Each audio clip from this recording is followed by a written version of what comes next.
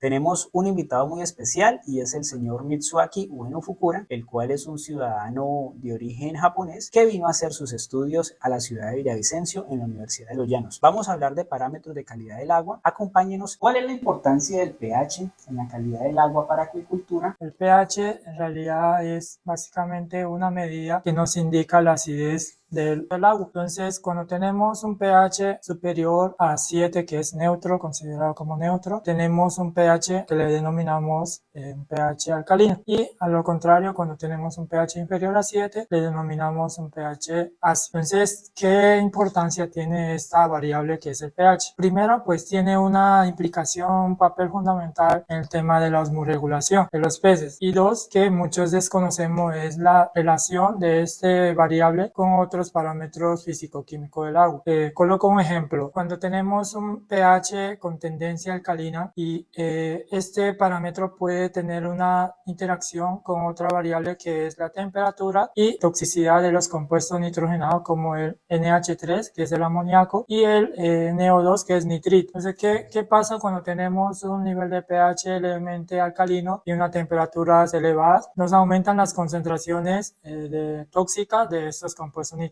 Es por eso que tenemos que entender, no solo medir en la mañana nomás el pH, sino entender el comportamiento durante el día. Porque por lo general en un estanque de tierra donde tenemos peces, el pH durante la mañana tiende a incrementar por efecto de la actividad de las algas, por efecto de la fotosíntesis. ¿Y qué pasa en la noche? Pasa algo lo contrario, que las algas empiezan a consumir y empieza a disminuir los niveles de pH. Entonces este cambio, esta fluctuación durante el día puede tener un efecto negativo para nuestra producción de peces. Por lo general, cuando uno va a una finca de producción, se suele escuchar cuál es el rango óptimo, ¿no? Entonces, en este caso tenemos que manejar los rangos de confort porque no hay como tal una medida ideal para los peces. Entonces, siempre manejamos un rango en la cual nos permita tener un desempeño adecuado de la especie que vayamos a trabajar. Entonces, en cuanto a pH, manejamos,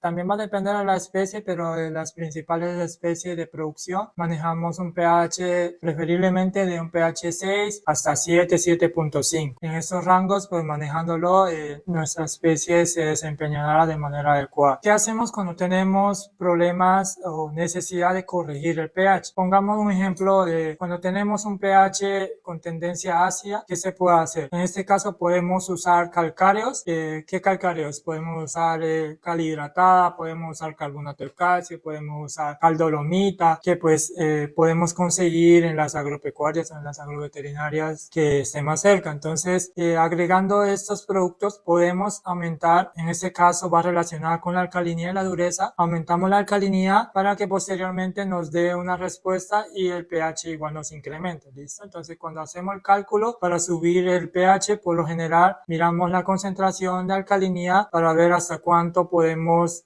agregar el producto y por ende podemos corregir los niveles de pH. Ahora, en caso contrario, cuando tenemos un pH con tendencia alcalina, ¿qué podemos hacer? Ahí es un poco más complicado. Hay productos como el ácido acético, el vinagre también, otros productos como ácido fosfórico, si no me equivoco, para bajar los niveles de pH, pero la cantidad que se utiliza para bajar esos niveles tiende a ser significativo. Entonces, hay otras maneras como haciendo recambio de agua. Si nuestras fuentes hídricas tienen un pH con tendencia ácida, podemos usar esa agua para hacer recambio de agua, pero es un poco más complicado bajar los niveles de pH. Bueno, es muy común escuchar eso igual, el uso de la melaza para bajar el pH.